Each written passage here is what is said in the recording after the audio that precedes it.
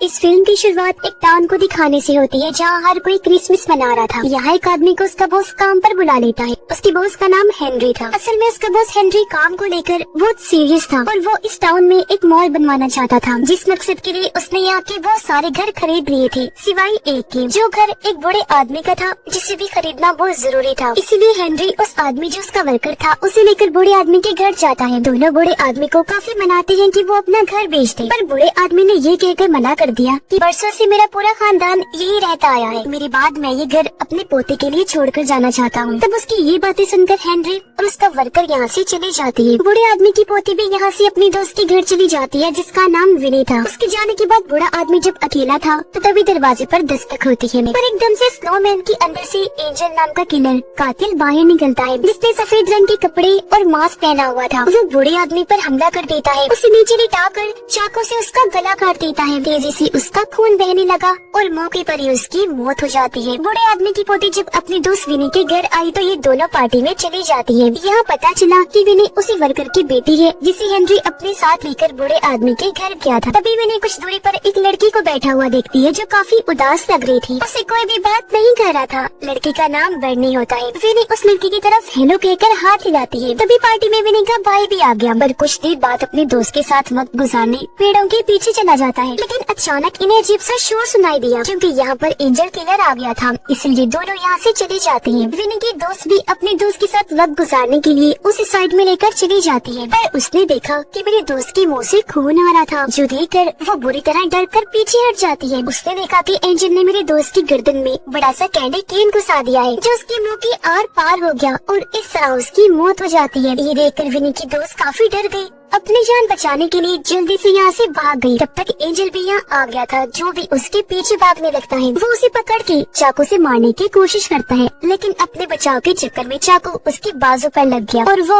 पुल के ऊपर गिर जाती है। तब एंजल उसे मारने के लिए पुल के नीचे चला जाता है और वहाँ से उस पर वार करने लगा, पर वो जैसे तैसे खुद को बचाकर चीखते हुए पार्टी वाले घर के बाहर पहुँच गयी। उसके हाथ खून में लथपथ थे। वो दरवाजा पीटने लगी, जल्दी से खोलने का कहती है। सब लोगों की नजर बाहर पड़ गई। इससे पहले वो दरवाजा खोलते एंजल आकर उसके पेट में चाकू घुसा देता है। ऐसा करने के बाद भी वो नहीं रुका, बार बार चाकू से उस पर वार करता रहता है। ये देखकर सारे लोग काफी डर जाते हैं, पर विनी हिम्मत करके अपने दोस्त को बचाने के लिए फौरन दरवाजा खोलकर बाहर आ गई। लेकिन तब तक काफी देर हो गई थी। उसके दोस्त ने दम तोड़ दिया था और अब अचानक ही एंजल आकर विनी को पकड़ लेता है। उसे भी चाकू से मारने की कोशिश करने लगा, लेकिन अपना बचाव करते हुए विनी का कैमरा टूट जाता है। वो एंजल के मुंह पर मुक्का मारकर जंगल की तरफ भाग जाती है। जंगल में आकर वो एक पेड़ के पीछे छुप गई। एंजल भी उसका पीछा करते करते यहाँ आ गया था। जल्दी विनी को ढूंढ लेता है। इससे पहले चाकू से उस पर वार करता यहाँ विनी का भाई आकर एंजल को धक्का देकर साइड में गिरा देता है और अब वो एंजल से लड़ने लगता है। एंजल विनी के भाई को जोर से टांग मारकर साइड में गिरा देता है, पर जैसे तैसे उसने खुद को संभाला और ये दोनों बहन भाई बचकर यहाँ से भागने लगते हैं। पर एंजल बहुत चालाक था। वो विनी के भाई को पकड़ के फिर से चाकू से उस पर वार करने की कोशिश करने लगता है, लेकिन ठीक वक्त पर विनी ने तार से करंट एंजल को लगा देती है, जिस वो तड़पने लगा वहीं गिर जाता है और इस तरह उसकी मौत हो जाती है। विनी जब एंजल का मास्क हटाकर देखती है तो उसे पता चला कि ये तो मेरे डैड का बॉस है, यानी हेनरी, जिससे सबको काफी बड़ा झटका लगता है। यहाँ से कहानी सीधा 1 साल के बाद की दिखाई गई, जहाँ विनी का भाई अब अपने डैड के बिजनेस में उनका हाथ बटाता है, पर विनी अभी भी उस हादसे से बाहर नहीं आई थी। वो आज भी अपनी दोस्त को याद किया करती है।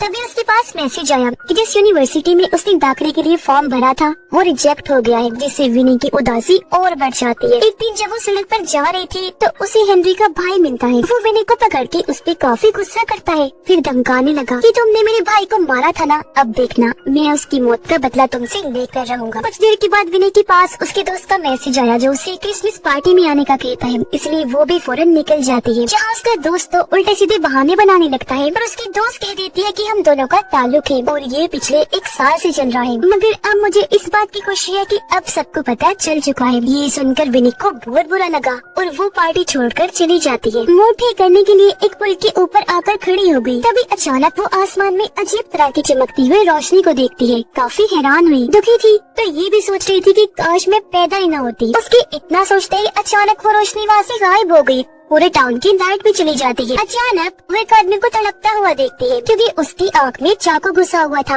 असल में उसे और किसी ने नहीं बल्कि एंजल ने मारा था। ये देखकर विनी काफी घबरा गई। जल्दी से वहाँ से भागकर एक गाड़ी के पास आ जाती है। गाड़ी का कांच तोड़कर उसके रेडियो से पुलिस को कॉल करने की कोशिश करती है, पर तभी यहाँ हेनरी का भाई आ गया जो अब पुलिस बन गया था। लेकिन हैरत, वो यहाँ विनी को नहीं पहचानता कि ये कौन है। विनी को भी कुछ समझ नहीं आती। हेनरी का भाई बताता है कि एंजल लोगों को मारता आ रहा है। ये सुनकर विनी कंफ्यूज हो गई कि ये कैसे हो सकता है, एंजल जिंदा कैसे है? पिछले साल तो उसे मैंने ही मारा था। ये बात वो हेनरी के भाई को बताने की कोशिश करने लगी, लेकिन तभी यहाँ हेनरी आ जाता है, यानी जो एंजल था। उसे जिंदा देखकर विनी काफी हैरान रह जाती है और वो भी उसे इस तरह दिलासा देता है जैसे वो उसका कितना बड़ा हमदर्द है। ये सब देखकर विनी जैसे तैसे खुद को संभालती है, लेकिन कुछ देर के बाद भागकर अपने घर आ गई। पर अजीब बात तो ये थी कि वहाँ पहुँचने पर भी उसे कोई नहीं पहचानता। तो अब ये सब देखकर विनी को एहसास हो गया जैसे मैं इस दुनिया में पैदा ही नहीं हुई, क्योंकि उस रोशनी को देखकर जो उसने सोचा था कि काश मैं पैदा ही ना होती, वो चीज सच हो गई थी। जिससे ये बात भी क्लियर हो गई कि अगर वो पैदा ही नहीं हुई तो जाहिर है उसने एंजल को भी नहीं मारा था। वो गहरी सोच में इधर उधर भागने लगती है। उसने नोटिस किया कि पूरे शहर में कर्फ्यू लगा हुआ है। जगह जगह हेनरी की तस्वीरें भी लगी हुई थी क्योंकि वो टाउन का मेयर बन गया था। साथ ही हेनरी ने वो शॉपिंग मॉल भी बनवा लिया था जो वो बनाना चाहता था। जिसके बाद विनी एक क्रिसमस पार्टी में जाती है। एक कमरे में गई जहाँ उसे पिछले साल की पार्टी की तस्वीरें लगी हुई दिखती है, जिनमें से विनी की तस्वीर गायब होती है। इससे ये साबित हो रहा था कि वो वाकई इस दुनिया में नहीं आई थी। अब बाहर खड़े दो दोस्त दिखाए गए। मौका देकर एंजल आया और अपनी कुल्हाड़ी लेकर लड़के को मारने की कोशिश करता है। लड़का अपने बचाव में अपने पास पड़ी हर चीज उठाकर एंजल को मारने लगता है, पर उसे कुछ नहीं होता।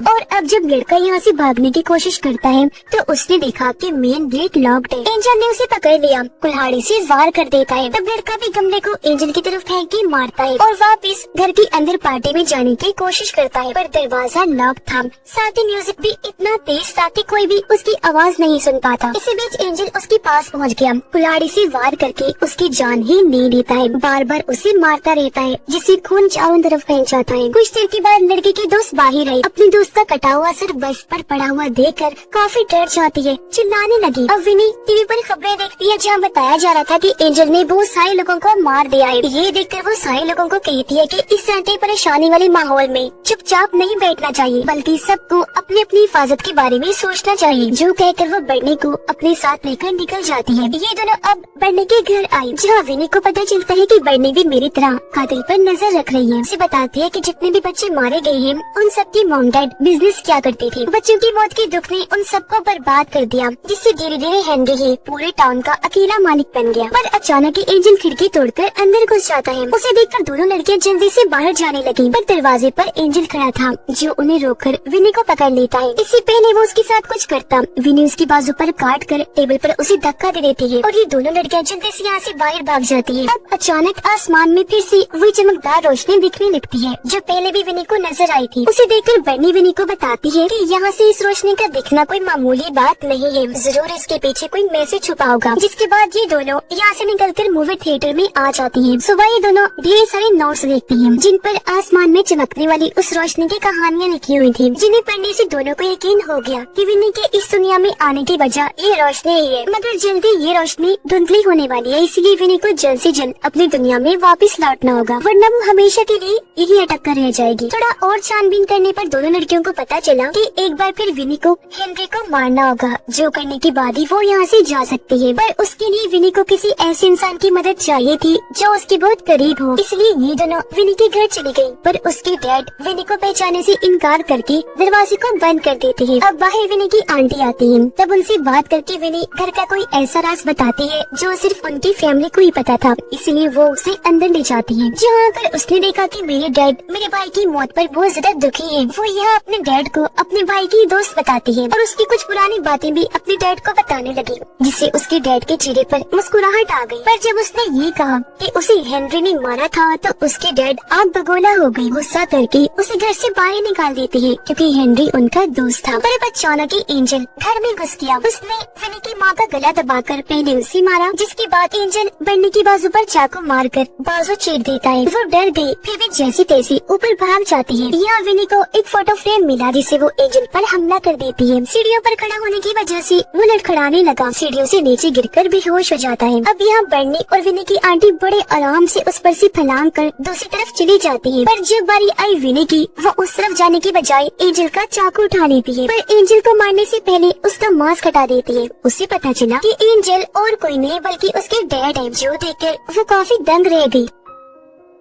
तभी उसकी डैड को होश आ गई, इसलिए तीनों जल्दी से यहाँ से भागकर बाहर आ जाती हैं। एक जगह पर आकर विनी ने बताती है कि डैड की आंखें काफी अजीब लग रही थी, जैसे वो अपने आप में ना होकर किसी और के कंट्रोल में हो। ये सुनकर विनी की आंटी कहती है कि पिछले 1 साल से उसकी यही हालत है, जिससे तीनों को ये बात पता चलती है कि असल में हेनरी ने विनी के डैड के डिप्रेशन का फायदा उठाया है। मतलब हेनरी उनके दिमाग को अपने कंट्रोल में करके उन्हें गलत कामों में इस्तेमाल कर रहा है। विनी ये सोचकर काफी परेशान हो जाती है कि अब मेरे पास डैड को मारने के अलावा और कोई रास्ता नहीं है, इसलिए तीनों मिलकर एक प्लान बनाती है। ये थिएटर के बाहर वाले बोर्ड पर विनी के डैड के लिए मैसेज छोड़ती है। लिखा था कि हम अंदर हैं, और सीट पर अपनी जगह 3 डॉल्स को बिठा देती है ताकि एंजल धोखा खाकर अंदर आए और विनी उसे मार दे, जिसके बाद ये तीनों साइड में झुक गयी। और तभी इन्हें कोई आता हुआ नजर आता है, इसलिए बर्नी आग बुझाने वाली गैस उस पर डालने लगी और विनी अपने बैट से हमला करने ही वाली थी कि तभी इन्हें पता चला कि वो तो असल में विनी के 2 दोस्त हैं। ध्यान भटका, एंजल उसकी आंटी के पेट में चाकू घुसाकर उसे मार देता है। इसी के साथ थिएटर की लाइट्स भी चली गई,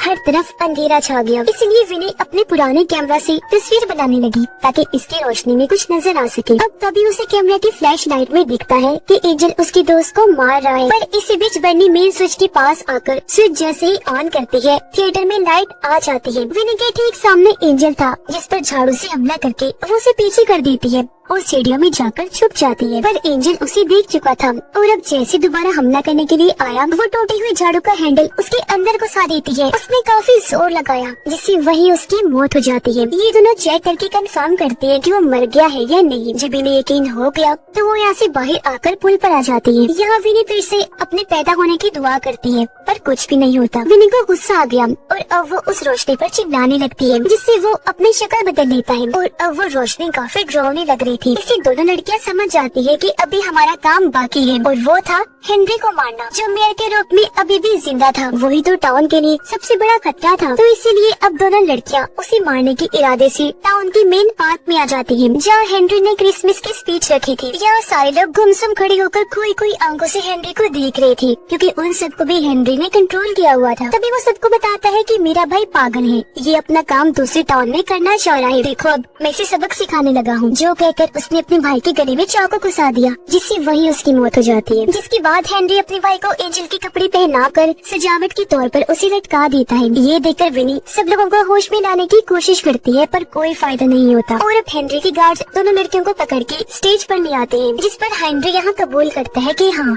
तुम्हारे डैड के डिप्रेशन का फायदा उठाकर मैंने ही उसे इस्तेमाल किया, और तुम्हारे भाई को भी मैंने ही मारा था, और तो और बर्नी की मॉम डैड को भी मैंने ही मारा था। जो सुनकर दोनों लड़कियां गुस्से में आ जाती हैं, एक के बाद एक करके उसे मारने लगती हैं। ऐसा होने से टाउन के लोग भी एक एक करके होश में आने लगे, और अब जैसे विनी टांग मारकर हेनरी को नीचे फेंकती है, टाउन के सभी लोग उस पर झपट पड़े बुरी तरह मारने लगते हैं। अब यहाँ एक तरफ विनी हेनरी की वाइफ को मारती है, तो बर्नी उसके गार्ड्स को चाकू दिखाकर दूर हटा देती है, पर हेनरी जिसने खुद को बचा लिया था, वो एक बार फिर लोगों को अपने कंट्रोल में कर लेता है और वापस से स्टेज पर आ गया। लेकिन विनी उसके पेट में चाकू घुसाकर आखिरकार उसकी जान ले ही लेती है। उसकी मरते ही टाउन के लोग फिर से होश में आने लगते हैं, और एक बार फिर आसमान में वो रोशनी चमकती दिखती है। और अब अगले सीन में हम विनी को नींद से जागता हुआ देखते हैं, यानी वो वापस अपनी दुनिया में आ गई थी, अपनी फैमिली से जाकर मिलती है। मैं आप लोगों के साथ बहुत खुश हूँ। अब किसी की जान को भी एंजल से खतरा नहीं था।